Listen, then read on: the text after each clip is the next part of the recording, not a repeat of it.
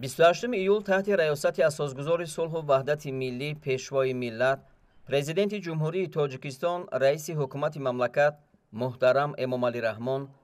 маҷлиси ҳукумати ҷумҳурии тоҷикистон баргузор шуд. Дар маҷлиси ҳукумати мамлакат нахуст масъалаҳо дар бораи натиҷаҳои рушди иҷтимоию иқтисодии ҷумҳурии тоҷикистон дар нимсолаи якуми соли 2022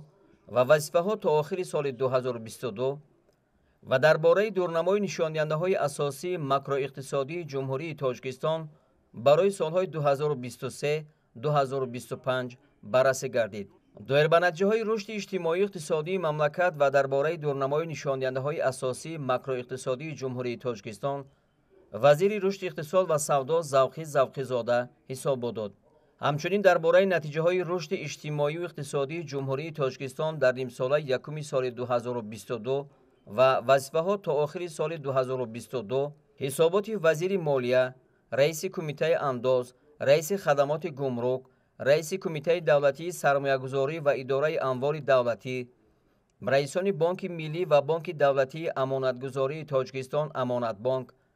директори агентии суғуртаи иҷтимоӣ ва нафақаи назди ҳукумати ҷумҳурии тоҷикистон, вазири саноат ва технологияҳои нав, вазири кишоварзӣ, раиси шаҳри Душанбе, раисони вилоятҳои Суғду Хатлон,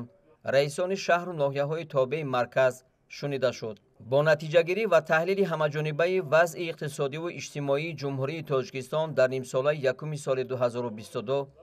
президенти мамлакат муҳтарам Эмомалӣ Раҳмон таъкид намуданд, ки аз ҳисоботу гузоришҳои пешниҳод гардида бармеояд, ки дар нимсолаи якуми соли 2022 бо вуҷуди таъсири буҳронҳои иқтисодиву сиёсии ҷаҳони муосир, идома ёфтани низоъҳои минтақавӣ, таҳримҳои иқтисодиву тиҷоратӣ, болоравии бесобиқаи нархи молу маҳсулот дар бозорҳои ҷаҳонӣ ва паёмадҳои тағйирёбии иқлим, дар натиҷаи амалисозии тадбирҳои саривақтии зидди буҳронӣ аз ҷониби ҳукумати кишвар андешидашуда, рушди иқтисоди миллӣ дар маҷмӯъ дар сатҳи 7.4% таъмин гардида, ҳаҷми маҷмӯи маҳсулоти дохилӣ ба 46.2 миллиард сомонӣ баробар шуд.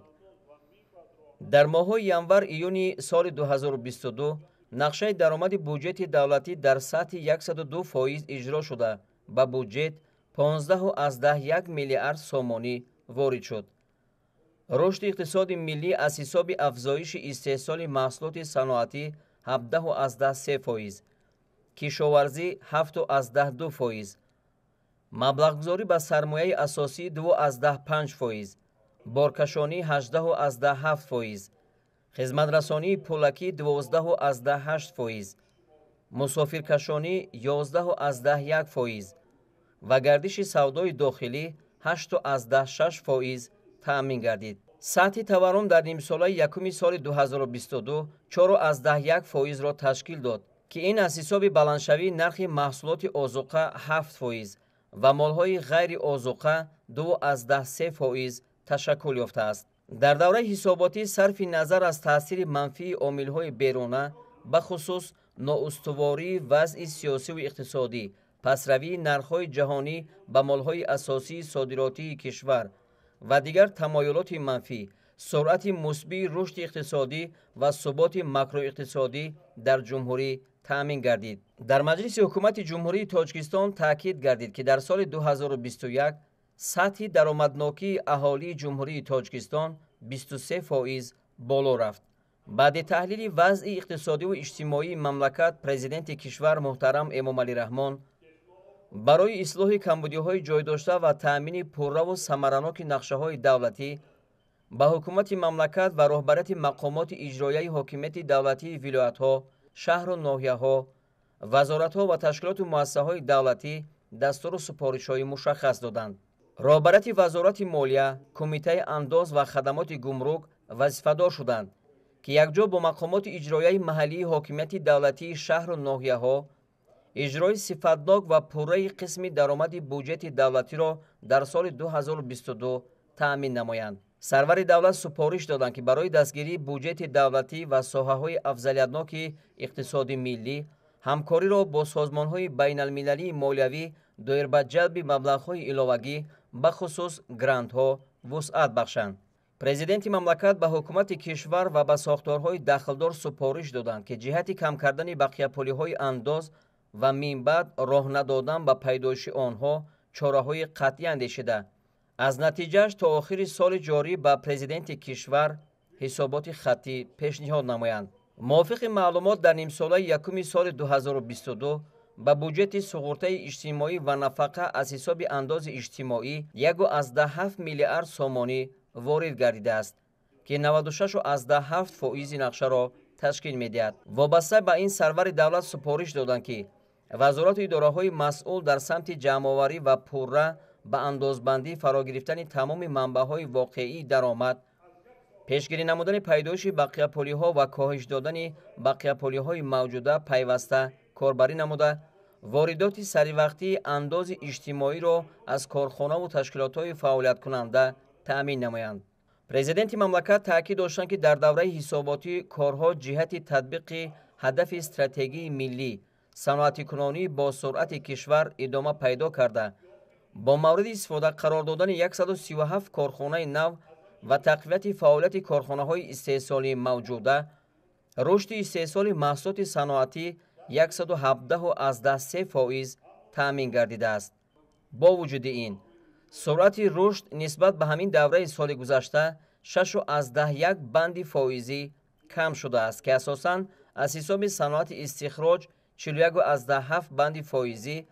ва саноати коркард 2,4 банди фоизӣ ба вуҷуд омадааст. аз ин лиҳоз вазорати саноат ва технологияҳои нав вазифадор шуд, ки якҷо бо вазорату идораҳои дахлдор корро ҷиҳати таъмин намудани суръати баланди рушди ҳамаи соҳаҳои саноат ва ҷалби сармоя ба лоиҳаҳои афзалиятноки соҳа тақвият бахшад. дар шашмоҳаи аввали соли ҷорӣ дар корхонаҳои кишвар истеҳсоли орд 35% кам шудааст. бинобар ин ба вазорати саноат ва технологияҳои нав ва ассотсиатсияи воридкунандагон ва коркардкунандагони ғалла ва маҳсулоти ғалладонагӣ супориш дода шуд, ки ҷиҳати мунтазам ворид намудани гандум аз хориҷи кишвар, инчунин дарёфти роҳҳои алтернативии воридоти он бояд тадбирҳои зарурӣ андешанд. вобаста ба бартараф намудани мушкилот ва ислоҳи камбудию норасоиҳо дар бахши энергетикаи кишвар,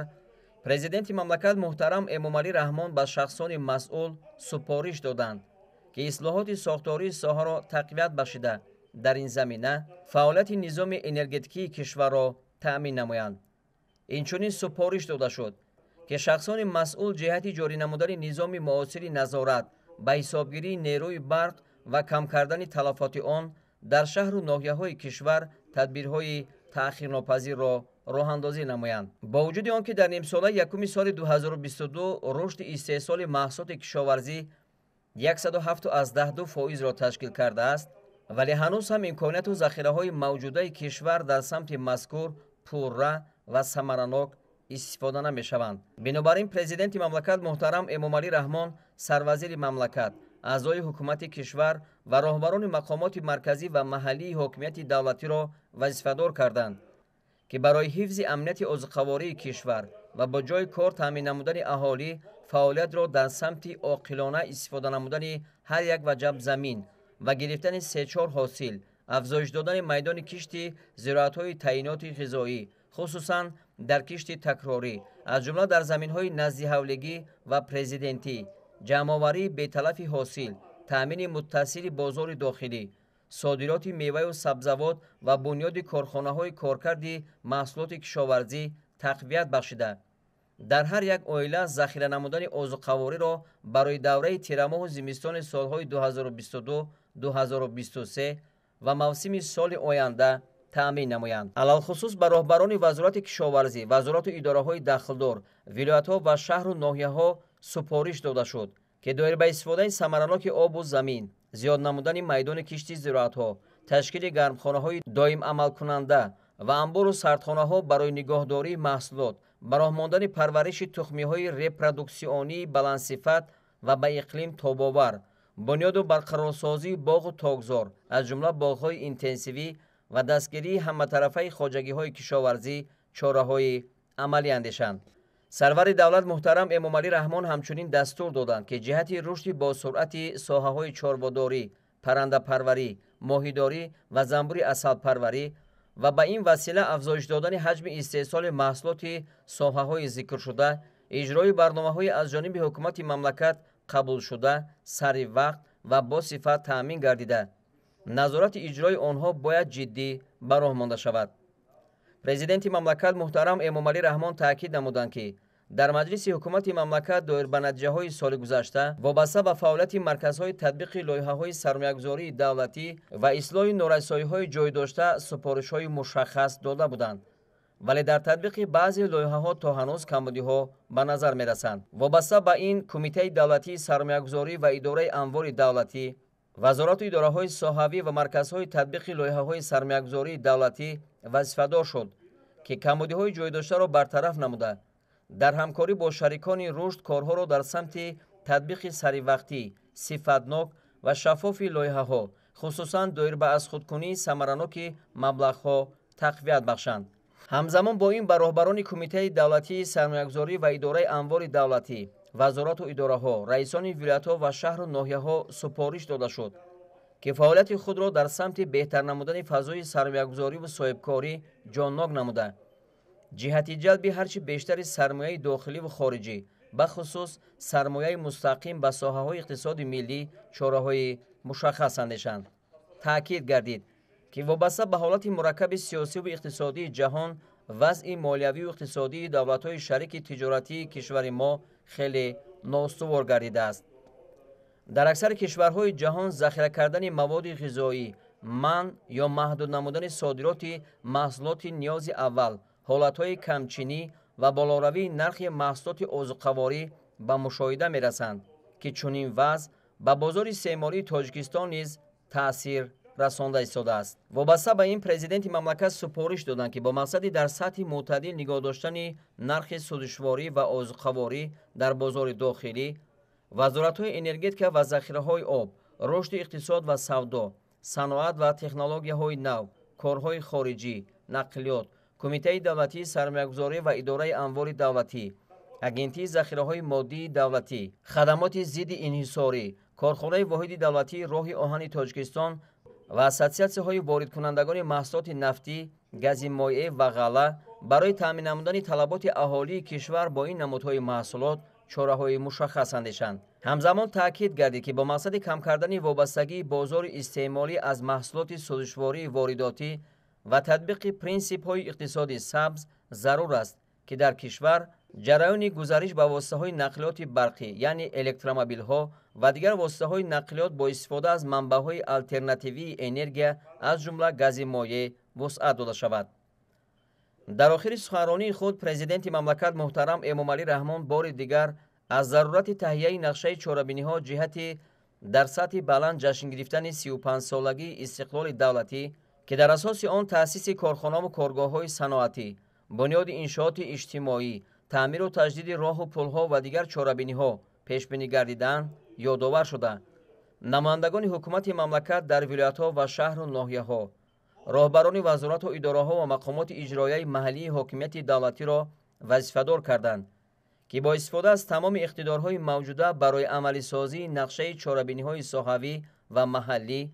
بنیاد انشاءات استحصالی و اجتماعی و باز هم آباد و زیبا گردانیدن کشور چاره‌جویی نمایند. همزمان با این با در نظر داشت وضع مرکب جهان بار دیگر وزارت و اداره‌ها و مقامات اجرایی محلی حاکمیت دولتی وظیفه‌دار شدند که برای اجرای نقشه چاره‌بینی‌ها عاید به پیشگیری تأثیر خوف‌های احتمالی به اقتصاد ملی تمام امکانیت‌ها را سفربر سازند. در این روند تامین نمودن رشد همه‌طرفه ساحه‌های اقتصادی و اجتماعی مملکت از جمله جلب سرمایه مستقیم، افزایش دادن صادرات محصولات، بهتر نمودن دسترسی کارخانه‌های استحصالی و خواجگی‌های دهقانی به ذخیره‌های مالیوی و تقویت بخشیدن اینفراساختار استحصالی، تأسیس جای‌های نویکاری، پرزور نمودن همکاری‌های منطقوی و استفاده پوره امکانیت‌های سیاحی، وظیفه‌های اولین درجه اعضای حکومت، راهبران وزارت و اداره‌ها، ولایت‌ها و شهر و ناحیه‌ها معنی داد گردید. راهبران ولایت‌ها، شهر و ناحیه‌ها و نمایندگان حکومت مملکت از سرور دولت سپارش گرفتند که از تحلیل‌های امروزه خلاصه‌های ضروری برآورده برطرف کردن مشکلات و کمبودی‌های ذکر شده، تیاری به دوره تیرماه زمستانی در پیش ایستاده، در نوبت اول آمادگی مؤسسه‌های اجتماعی و اهالی، سریع وقت جمع‌آوری نمودن حاصل و همزمان با این برای 2 سال ذخیره کردن محصولات نیاز اول را در هر یک عائله شخصاً نظارت نمایند و کمبودی‌های جای داشته را در جایش و سر وقت برطرف سازند. سپس در کار مجلس حکومت جمهوری تاجیکستان لایحه‌های یک قطار قانون‌ها از جمله اوید به لایحه قانون جمهوری تاجیکستان درباره وارد نمودن تغییر و الوه‌ها به کودکس مرافعوی اقتصادی جمهوری تاجیکستان، اوید به لایحه قانون جمهوری تاجیکستان درباره وارد نمودن تغییر و الوه‌ها به کودکس مرافعوی گرجدنی جمهوری تاجیکستان، اوید به لایحه قانون جمهوری تاجیکستان درباره وارد نمودن تغییر و الوه‌ها به کودکس گمرک جمهوری تاجیکستان، اوید به لایحه قانون جمهوری تاجیکستان درباره وارد نمودن تغییر و الوه‌ها به کودکس جنایتی جمهوری تاجیکستان و اوید به لایحه قانون جمهوری تاجیکستان درباره وارد نمودن الوه‌ها به قانون جمهوری تاجیکستان درباره سابقه‌داران محاکمه گردیده برای بررسی به مجلس نمایندگان مجلس عالی جمهوری تاجیکستان ارسال گردید. در مجلس حکومت مملکت همچنین مسئله‌ها درباره برنامه دولتی تحکیم حفظ سری دولتی و حفظ تکنیکی اطلاعات در جمهوری تاجیکستان برای سالهای 2022-2026 و درباره برنامه دولتی رشد ساحه به قیدگیری دولتی مال و ملک غیر منقول و حقوقها به آن در جمهوری تاجیکستان برای سالهای 2022-2026 بررسی کرده شد. درباره نقشه گنرالی شهرک دنغره ناحیه دنغره ولایت ختلان که با مقصد معین کردن استراتژی رشد اجتماعی و اقتصادی و حدود شهرک دنغره تهیه شده است، حسابات رئیس ولایت ختلان قربان حکیمزاده شنیده شد. در آخر کار مجلس حکومت جمهوری تاجیکستان پرزیدنت مملکت محترم امامعلی رحمان برای اجرای دستورهای حکومت جمهوری تاجیکستان نشانده‌های پیام پرزیدنت به مجلس عالی آمادگی همه‌جانبه به دوره تیرماه زمستان سالهای 2022-2023 ذخیره کافی مواد آذوقه، سودشواری، تیاری به سال نو خوانش، تعمیر و ترمیم مؤسسه‌های تعلیمی، تأمین اسباب انجام خوانش، تشکیل نمایش فروش سر و لباس مکتبی، وسعت کارهای آبادانی و سازندگی جهت استقبال سزاوار جشن 35 سالگی استقلال دولتی جمهوری تاجیکستان به حکومت کشور، راهبرت مقامات اجرایی حاکمیت دولتی ولایت‌ها، شهر و ناحیه‌ها و وزارت و اداره‌های دولتی سپارش‌های مشخص دادند.